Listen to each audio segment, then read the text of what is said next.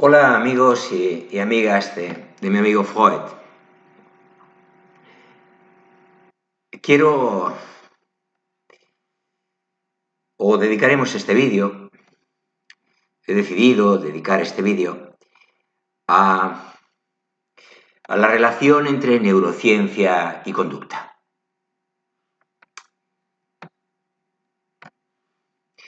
Es importante que entendamos que las neurociencias constituyen una nueva forma de entender la mente humana. Las disciplinas científicas que estudian las bases biológicas de la conducta son las neurociencias. Aunque ya hemos hablado sobradamente de psicobiología, y seguiremos hablando, por cierto, de psicobiología, que no es exactamente lo mismo que neurociencia en este canal. Por cierto, ¿neurociencia o neurociencias? Pues ambas cosas. Depende de si nos referimos a la globalidad de estas disciplinas interrelacionadas por el objeto de estudio, el sistema nervioso, o específicamente a alguna de ellas, ¿no?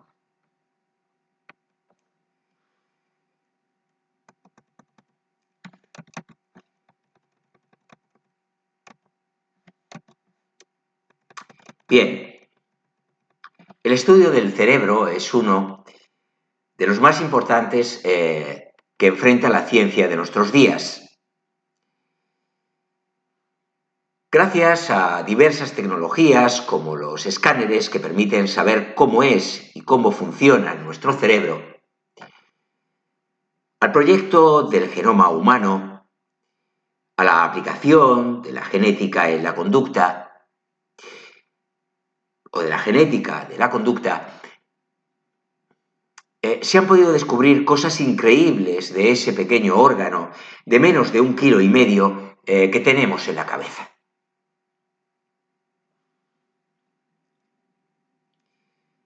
Cosas que no pudimos descubrir hasta que comenzó la década del cerebro en los años 90 del pasado siglo XX, década con la que se desató una ola de nuevas ciencias llamadas psicología cognitiva y neurociencias,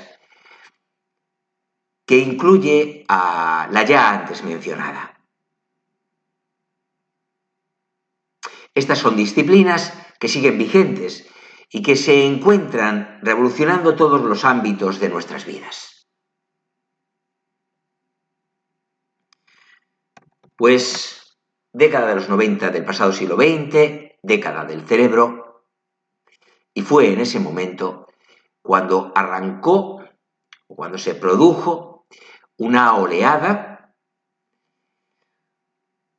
de nuevas ciencias, psicología cognitiva y propiamente las neurociencias.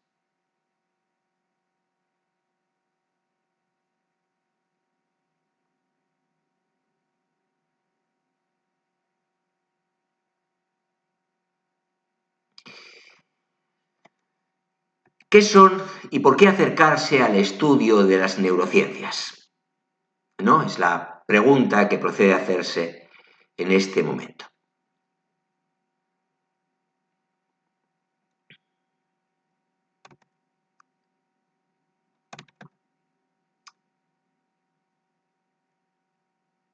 Por cierto, una matización, cuando acabamos de mencionar psicología cognitiva, estamos refiriéndonos más, sobre todo, o más específicamente a la ciencia cognitiva, ¿no? Que se enmarca en un contexto más amplio, el de las neurociencias, que incluyen a la neurociencia cognitiva. Bien, repetimos, ¿qué son y por qué acercarse al estudio de las neurociencias? Michio Kaku afirmó que los dos mayores misterios de la naturaleza son la mente y el universo. Uno de los últimos paradigmas emergentes dentro del campo de la psicología es el de la psicología cognitiva, dentro, insisto, del marco más amplio de la ciencia cognitiva. La psicología cognitiva se desarrolló en 3 etapas. La primera se caracterizó por su institucionalización, que abarcó desde sus inicios hasta la década de los 80. En esta fase domina la metáfora del cerebro como un ordenador computacional.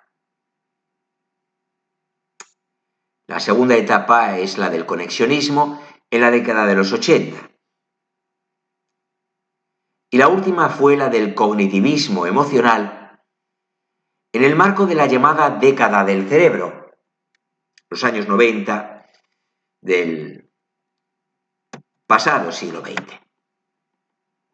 Esta última década, o esta última etapa, también fue el puente para el surgimiento de las neurociencias.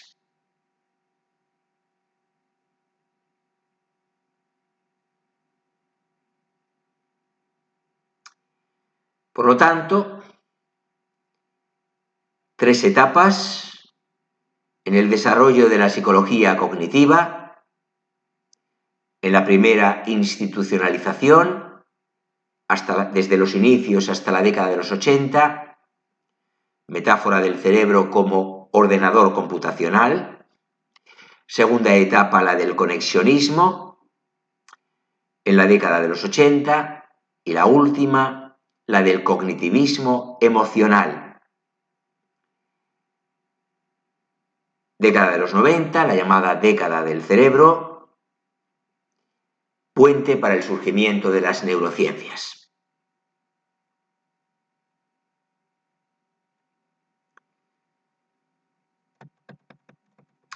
Es importante mencionar al cognitivismo porque la gran parte de las neurociencias se basan en la cognición humana. Aprendizaje, memoria, percepción, hecho que da pie a la aparición de la neurociencia cognitiva, que explicaremos más adelante, pero que ya ha sido mencionada en este vídeo, siquiera sea tangente, brevemente, ¿verdad? He hecho un apunte a la neurociencia cognitiva hace unos instantes.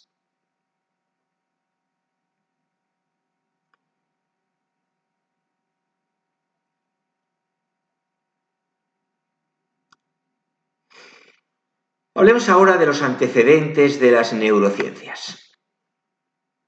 Las llamadas ciencias del cerebro tienen sus antecedentes en las primeras localizaciones de las funciones cognitivas del cerebro, ocurridas en los primeros años del siglo XIX. La psicología experimental, la psicofisiología y a la gran contribución de las ciencias de la computación y en particular al desarrollo de la inteligencia artificial, así como en la incorporación de la genética molecular en los años 80, aunque ya se habían realizado incursiones pioneras de gran importancia en el uso de abordajes genéticos para el estudio del cerebro y la conducta desde los años 60. Por lo tanto, las llamadas ciencias del cerebro tienen, como casi todo en la vida, sus antecedentes, en este caso, en las primeras localizaciones de las funciones cognitivas cerebrales, primeros años del siglo XIX.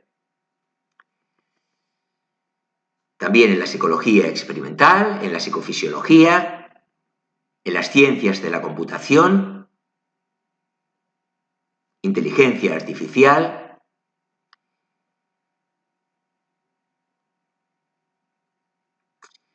así como en la incorporación de la genética molecular en los años 80.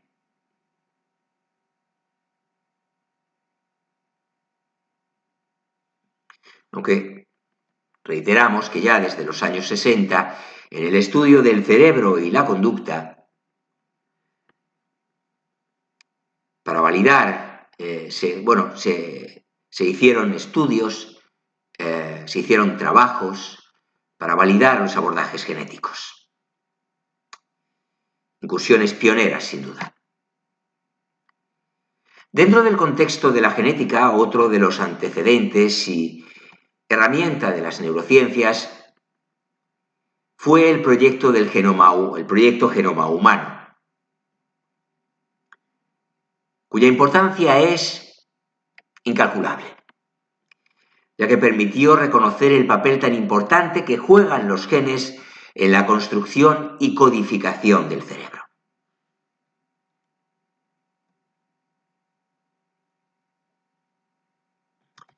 En palabras de Philip J. Coe, el proyecto del genoma humano ha abierto una nueva perspectiva totalmente nueva, valga la redundancia, acerca del papel de la genética en la psicología.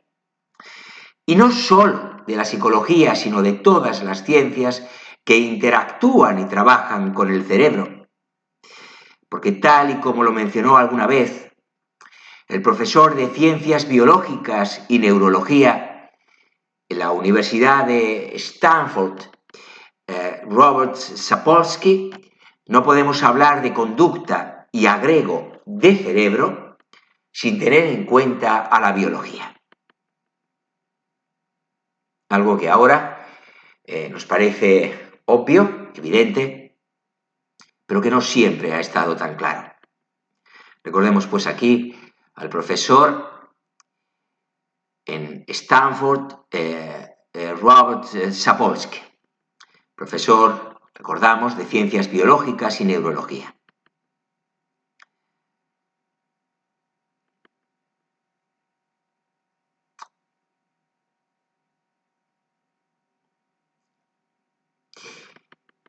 Vamos a acercarnos a una definición de neurociencia.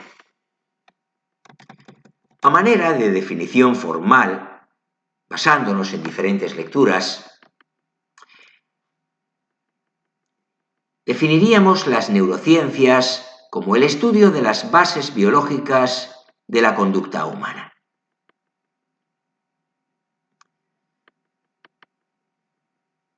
Quizá os parezca algo contradictorio con la definición porque también consideramos a la psicobiología como el estudio de las bases biológicas de la conducta humana. Bueno, no hay nada de contradictorio, es una cuestión de enfoque, de punto de vista, de modelo, de paradigma, y sobre ello tendremos ocasión de hablar pormenorizadamente. Por lo pronto, digo aquí, dejo dicho que no hay nada de contradictorio en considerar a un tiempo la psicobiología y las neurociencias como el estudio de las bases biológicas de la conducta humana. Ahora quiero agregar otra definición más, la de neurociencia cognitiva, definida por Kals como la disciplina que busca entender cómo la función cerebral da lugar a las actividades mentales, tales como percepción, memoria, lenguaje e incluso la conciencia. A pesar de sus pocos años de existencia, esta disciplina ha experimentado la multiplicación o un crecimiento exponencial en sus estudios, encontrando entre sus ejemplos a estudios sobre atención visual, la propia visión, la memoria y insistimos, la conciencia. Sin duda, de relevancia sumamente notable. De hecho, es algo en lo que se trabaja hoy en día desde diferentes puntos de vista y por numerosísimos grupos de investigación repartidos por todo el mundo. Por lo tanto, hacemos especial énfasis en la neurociencia cognitiva, disciplina que busca entender cómo la función cerebral da lugar a las actividades mentales, percepción, memoria, lenguaje, conciencia. No solamente estas, Son algunos ejemplos.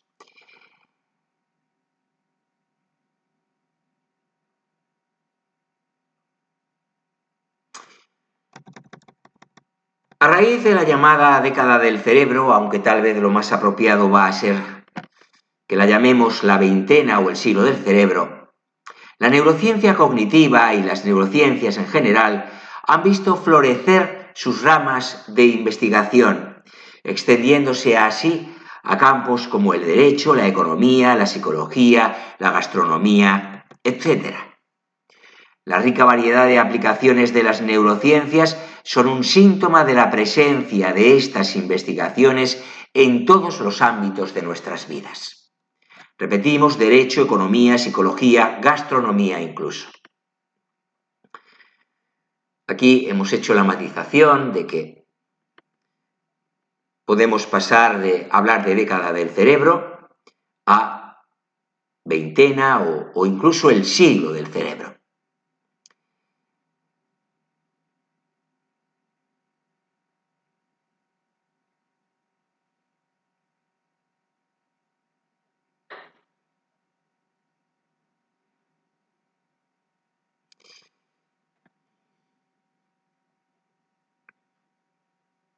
Las neurociencias, continuamos con nuestra exposición, se han encargado de explicar cómo funciona la mente con base en su condición biológica enraizada en el cerebro.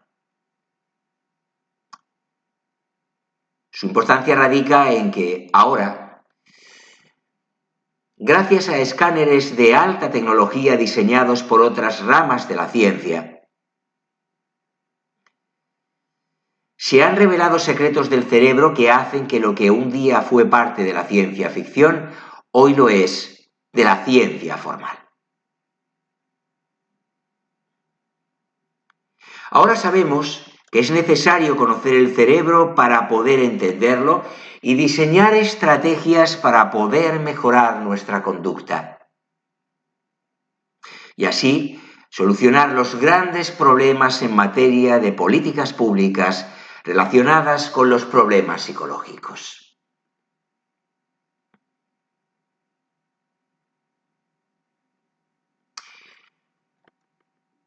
Vamos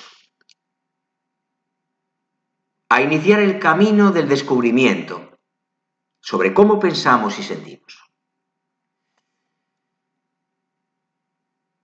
De igual modo, las neurociencias nos han permitido mostrarnos tal y como somos, tal y como es nuestro ser biológico.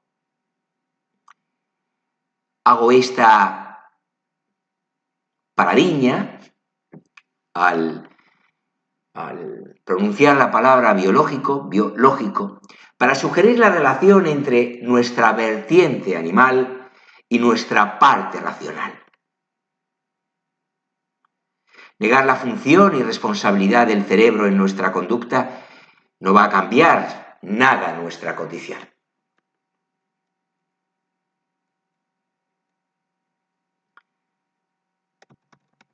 Además, los descubrimientos sobre nuestro cerebro tienen implicaciones morales.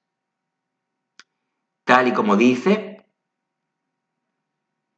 Steven Pinker en La tabula rasa, la negativa a reconocer la naturaleza humana es como la vergüenza que el sexo producía en la sociedad victoriana.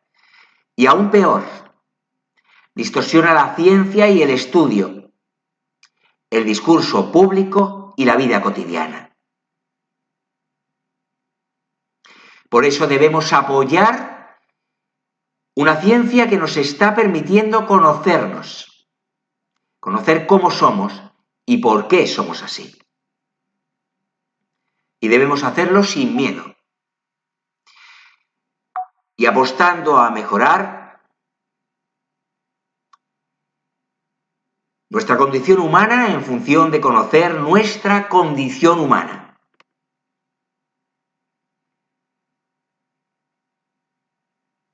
Es decir, ver nuestra naturaleza humana con un rostro humano. Repetimos, Debemos apostar por la mejora de nuestra condición humana a partir del conocimiento de tal condición. Es decir, observar nuestra naturaleza humana con rostro humano. No hay por qué tener miedo. No hay fundamento para ello. El no mirar no quiere decir que las cosas sean diferentes.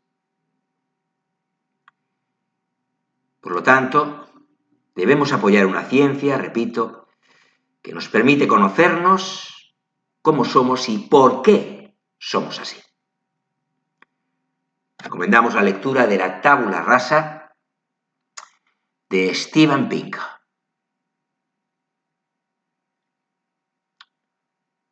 Y es que los descubrimientos sobre nuestro cerebro tienen implicaciones morales. Subrayo esto. Los descubrimientos sobre nuestro cerebro tienen y tendrán implicaciones morales. Otro de los motivos del por qué las personas, científicos y en especial los psicólogos, deben acercarse al estudio de las neurociencias es porque este ámbito de estudio está rompiendo mitos y vuelve a plantear mejor problemas clásicos, pero ahora con un enfoque más riguroso desde el punto de vista científico. Por eso tienen cabida en este canal, en Mi Amigo Freud, estos temas sobre neurociencia en mi condición de psicólogo. Para que luego digan algunos que no se puede, que no es compatible beber de la obra de Freud y tener un riguroso enfoque científico. Quien dice eso, me voy a quedar aquí, no sabe bien lo que dice.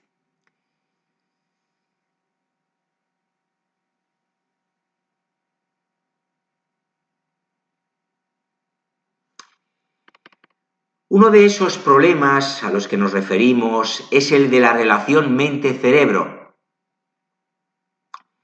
Este ha dejado de ser, el cerebro, un monopolio de la filosofía. La relación mente-cerebro, me refiero a este problema, ha dejado de ser un monopolio de la filosofía. En palabras de Jiménez Amaya, por citar solamente algún autor, para convertirse el problema mente-cerebro en un tema donde múltiples disciplinas tratan de darle una solución, siempre tomando en cuenta la función cerebral.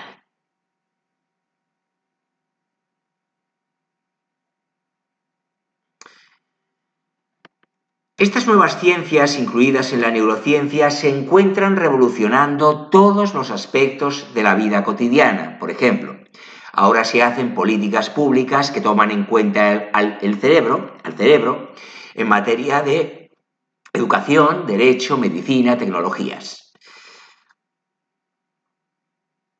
Países como Estados Unidos tienen proyectos completos, similares al del genoma humano, relacionados con las neurociencias.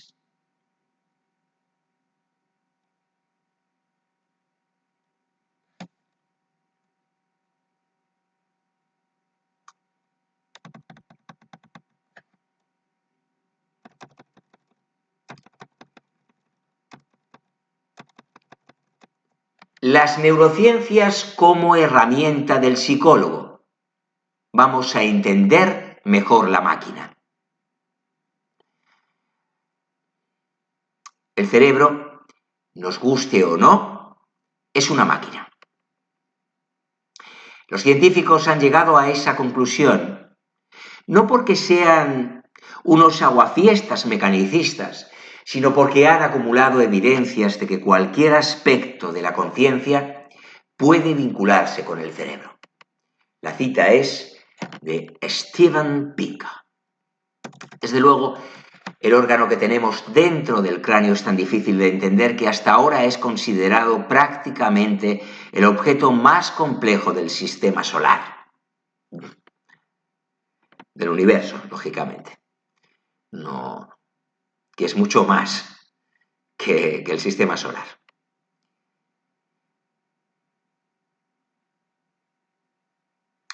Tal y como lo expresó Carl Jung, en cada uno de nosotros hay otro al que no conocemos.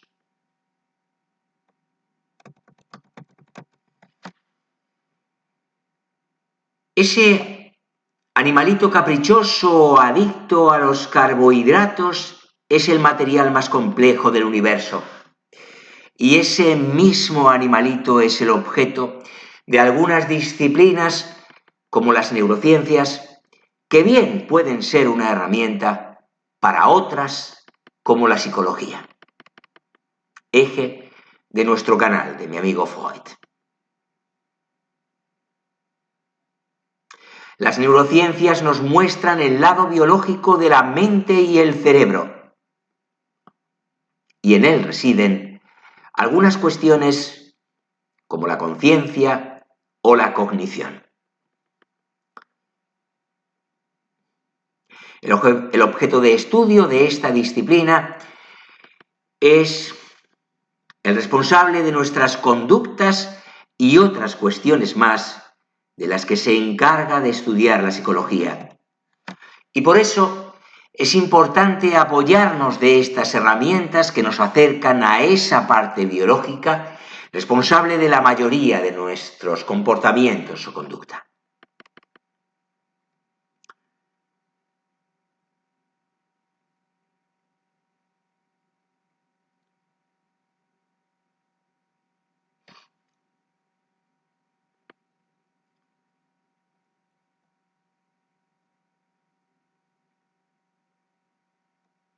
Nuestro cerebro pesa 1,2 kg aproximadamente y está compuesto por dos tipos de células, las neuronas y la glía.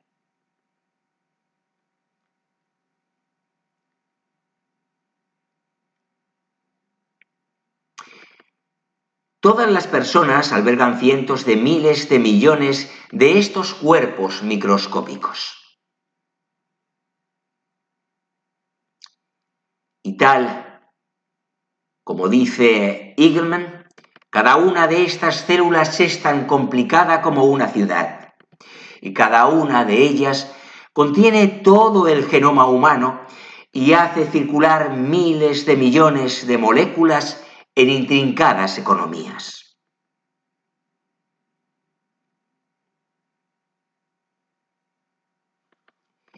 Desde la consolidación de las neurociencias, los psicólogos han emprendido el reto de elaborar una psicología con base en datos biológicos concretos y aislables.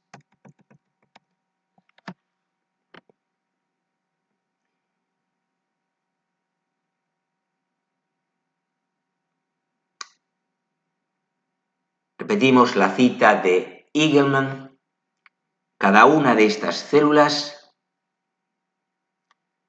se refiere especialmente a las neuronas, es tan complicada como una ciudad, y cada una de ellas contiene todo el genoma humano y hace circular miles de millones de moléculas en intrincadas economías.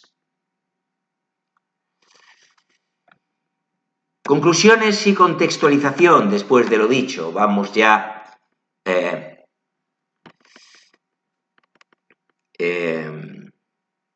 no me sale ahora mismo la palabra, caramba. Bueno, vamos ya tomando el tramo final de este vídeo. Las neurociencias han tenido un largo recorrido a través de la historia de la comprensión del cerebro. Durante la mayor parte de la historia de la humanidad, hemos sido incapaces de entender cómo es o cómo funciona el cerebro y la mente. Los antiguos egipcios consideraban al cerebro un órgano inútil. Fijaos. Aristóteles creía que el alma habitaba en el corazón y otros, como Descartes, creían que el alma entraba en el cuerpo a través de la pequeñísima glándula pineal.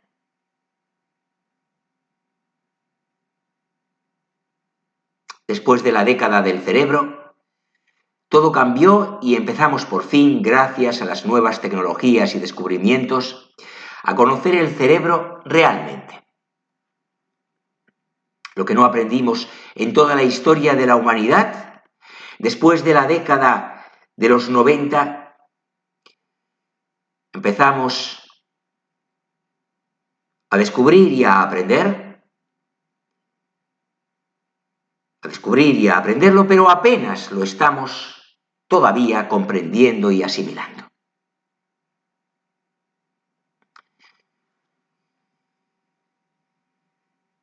Bien, insisto, estamos en las conclusiones después de lo expuesto en el vídeo y aportando una contextualización de lo afirmado en este. Recordemos que los antiguos egipcios consideraban al cerebro un órgano inútil. Aristóteles creía que el alma habitaba en el corazón. Así, importante tener esta perspectiva, ¿no? Para darnos cuenta de que en el futuro cosas que pensamos en el presente pueden ser descartadas por nuevos descubrimientos, por nuevos aprendizajes. No obstante, todavía existen muchas personas en el ámbito académico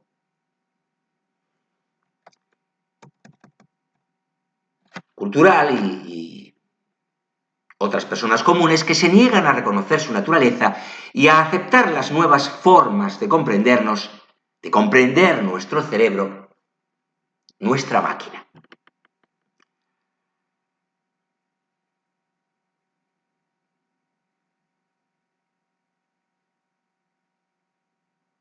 La negación y resistencia de muchas personas a las neurociencias se encuentra en la creencia de que la biología nos viene a despojar de nuestra condición humana. Acabaría con nuestra parte moral y nos reduciría a no más que animales guiados por nuestros impulsos. Y en ese caso se podrían justificar cosas como la violación, el incesto o el asesinato. Así lo ven algunos, que no lo han pensado del todo bien.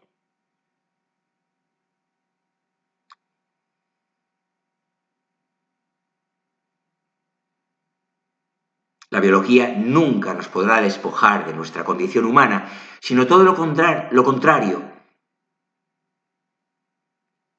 Nos permitirá conocer verdaderamente esa condición.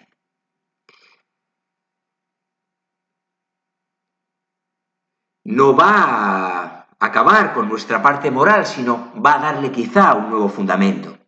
Y nunca nos podrá reducir a no más que animales guiados por nuestros impulsos. Porque eso sería desconocer nuestra condición humana, con especificidades que se enmarcan dentro de nuestra condición animal. Nunca la ciencia va a amparar, y mucho menos las neurociencias, van a suponer una legitimación de actos como violaciones, incesto o asesinato.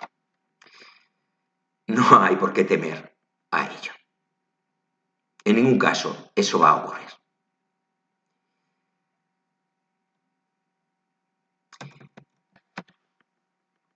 Y por eso, contrariamente a esas creencias que niegan y se resisten ferozmente a las neurociencias,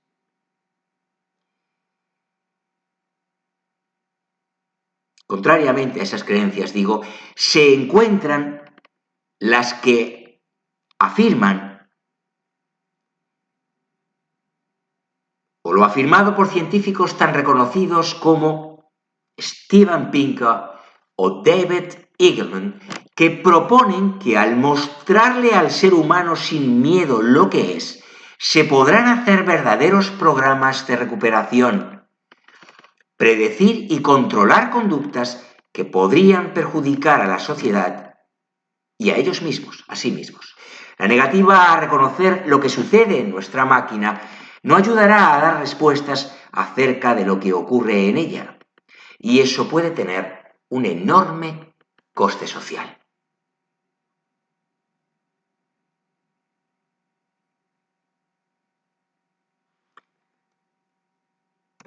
Insisto, no entender algo no significa que eso deje de operar o que deje de existir.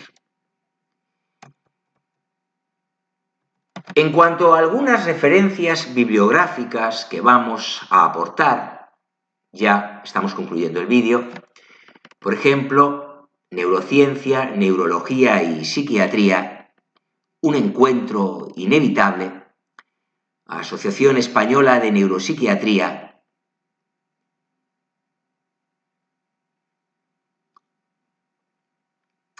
Aproximación histórica y conceptual a la neurociencia cognitiva,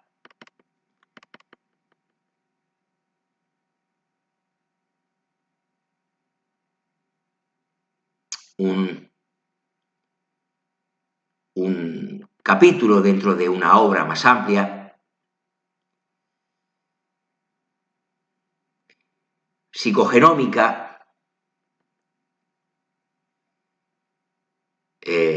cuyo autor es Core, texto que encontramos en Psicología Biológica, obra editada en McGraw-Hill por el propio P.J. Core.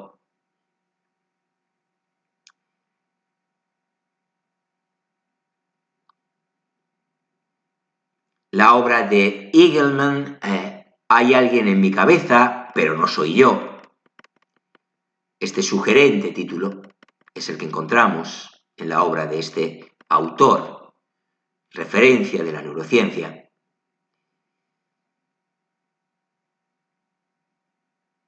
Es una parte de la obra Incógnito, las vidas secretas del cerebro, publicada por Anagrama. La obra completa, desde luego, también es de David Eagleman, la obra Incógnito, las vidas secretas del cerebro.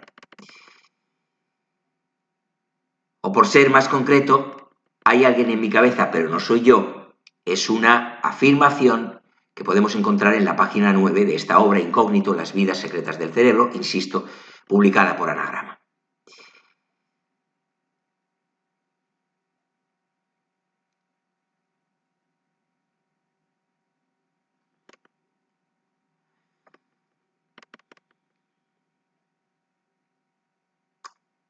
También encontramos la obra El futuro de nuestra mente,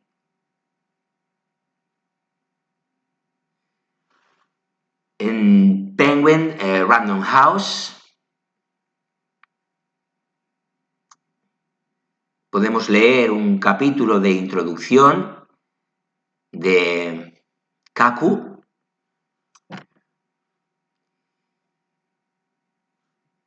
La obra de Pinker, The Blank Slate, publicada por Paidós.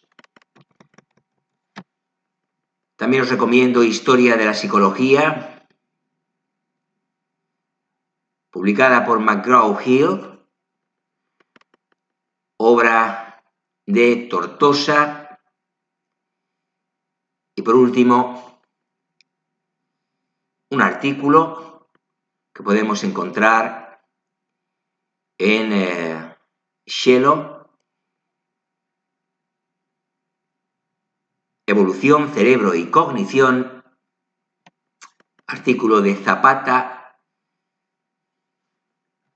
conocido por las personas que se hayan adentrado en este ámbito de estudio, el de las neurociencias.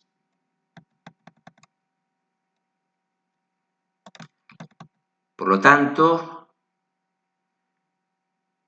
Avedaño, Asociación Española de Neuropsiquiatría, Carlas, aproximación histórica y conceptual a la neurociencia cognitiva. Core, psicogenómica. Eagleman, hay alguien en mi cabeza pero no soy yo. Hemos mencionado igualmente a Jiménez Amaya.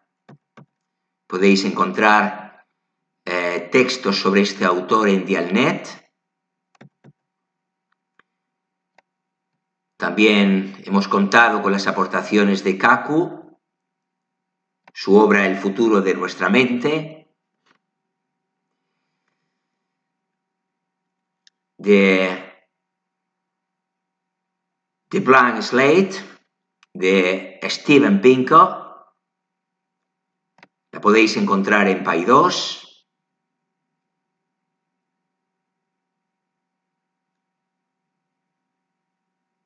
Se podría traducir The Blank Slate como la tabla rasa.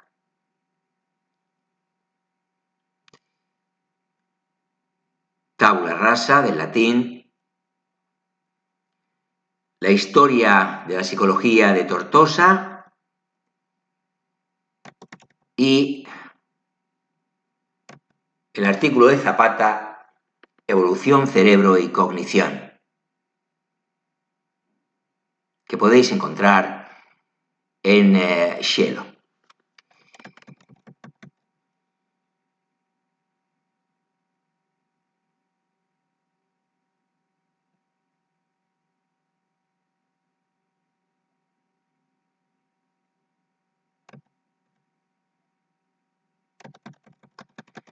Y para terminar, y de la mejor manera este vídeo,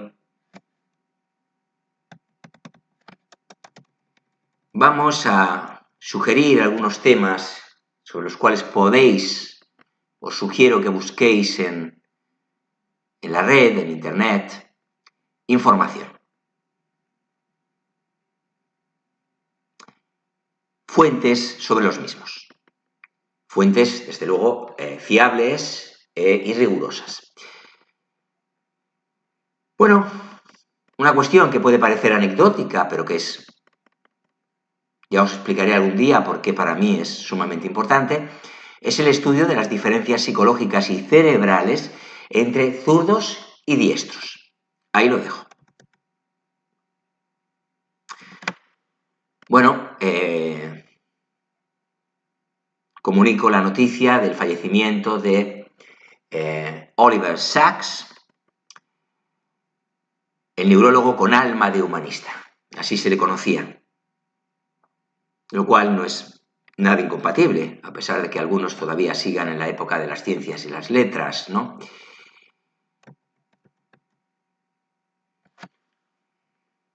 Comparto con vosotros el descubrimiento de neuronas gigantes asociadas a la consciencia.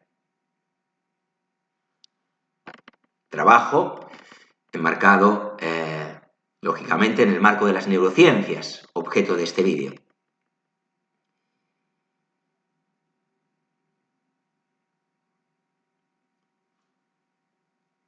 Os recomiendo que busquéis sobre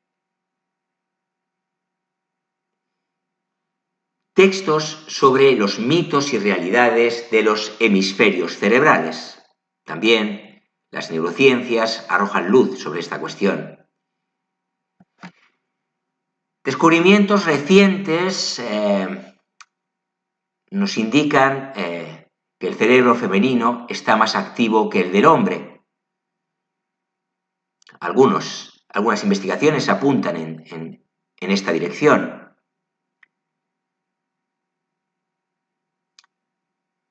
No empecemos a sacar conclusiones simplistas, ¿verdad?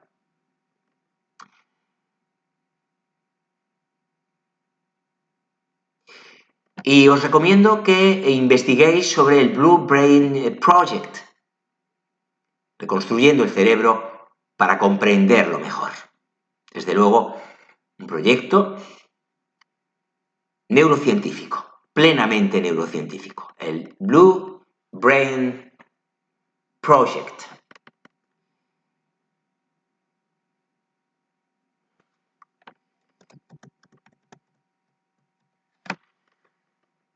Pregunta sugerente la de ¿aparecen dos consciencias al dividir el cerebro?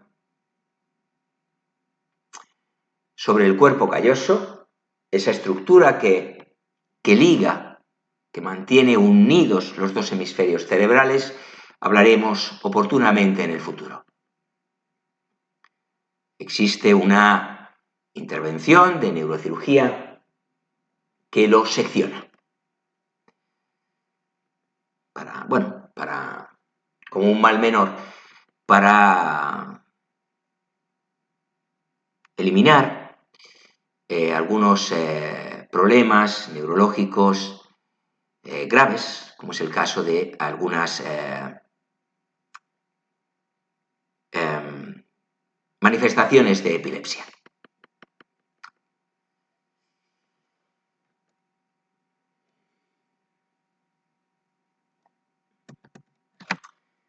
Leed, querida audiencia, os recomiendo leer mucho, es muy beneficioso para vuestro cerebro. Las neurociencias nos lo enseñan. También nos enseñan que la meditación produce cambios en el cerebro.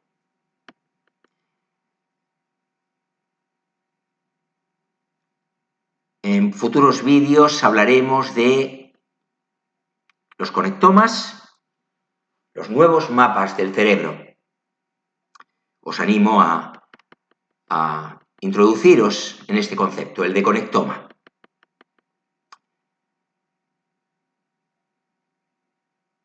También las neurociencias están estudiando cómo los likes en redes sociales afectan a nuestro cerebro.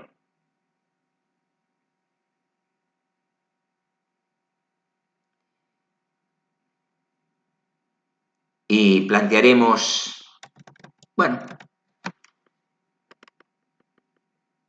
la cuestión de si es posible la comunicación intercerebral a distancia. Lo plantearemos desde el rigor neurocientífico.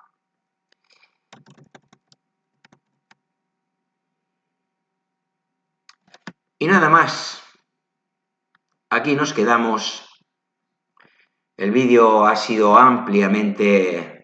ampliamente el estándar de 30 minutos que siempre, no diré que me impongo, pero que me animo a cumplir. Bueno, hay veces que hay que saber saltarse cuando toca una excepción a la norma, a la regla, ¿verdad? Y este era uno de esos casos. Bueno, si el vídeo ha sido de vuestro agrado, os animo a dar me gusta, así recibo el oportuno feedback que guía mi trabajo en este canal. Os animo a suscribiros a mi amigo Freud, si no lo habéis hecho ya y sois asiduos al canal, no sé muy bien a qué esperáis. Y si sois nuevos en el canal, pues os animo a daros un paseo, metafóricamente hablando, por los contenidos de mi amigo Freud y decidir posteriormente si os suscribís o no. Estoy convencido, tengo una esperanza fundada en que si dais este paseo por los contenidos de mi amigo Freud, acabaréis engrosando esta familia comprometida que constituye la audiencia de mi amigo Freud.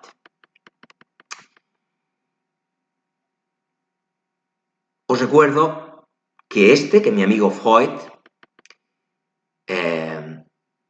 está siempre encantado, que por cierto también es mi amigo Freud, que también es el vuestro, siempre insisto en ello. Así ha sido y seguirá siendo, pero así ha sido desde el inicio de esta andadura, que ya va por dejadme calcular, empezamos a mediados de agosto, ya va para los 7 meses, pronto cumpliremos 7 meses a mediados de este mes de marzo. Mis expectativas se han visto generosamente, sobradamente colmadas. Eso me pone muy contento, me hace muy feliz. Bueno, pues mi amigo Freud, que también es el vuestro, como digo, está siempre encantado de contar con vuestra atención, con vuestra compañía, con vuestro apoyo y compromiso para con este proyecto tan ilusionante que lleva su nombre. Me despido finalmente con un saludo muy afectuoso, mis mejores deseos para vosotros y para todos vuestros seres queridos, y recordad siempre que lo inteligente es disfrutar de los buenos momentos que nos ofrece la vida y aprender de los que no son tan buenos. Si estáis atravesando alguna dificultad vital, no olvidéis que los recursos para superarla están dentro de vosotros.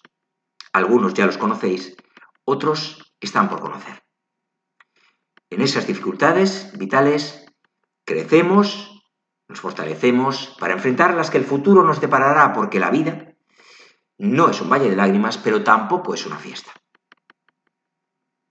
Hay momentos felices, alegres y momentos que no lo son tanto, pero que también forman parte de nuestra existencia. Disfrutar de unos y aprender de otros es la clave de eso que llamamos una vida feliz. Que no olvidéis, es un ideal, es decir, algo a lo que tendemos. No os frustréis, porque vuestra vida no encaje perfectamente en una sonrisa perpetua. Vuestra vida es vuestra vida. En ella habrá risas, sonrisas, llantos, aprendizajes, amistades. Algunas amistades se romperán, amores, desamores, todo. Lo blanco, lo negro, lo blanco dentro de lo negro dentro de lo blanco, el yin y el yang. Todo eso es la vida. Hasta muy pronto, amigos. Hasta el próximo vídeo. Espero que pueda contar, espero que nos reunamos en el próximo vídeo. Espero poder contar con vuestra compañía cuando, como digo, suba el próximo vídeo a este canal, al que estimo tanto, a mi amigo Freud. Un abrazo para todos y todas. Chao.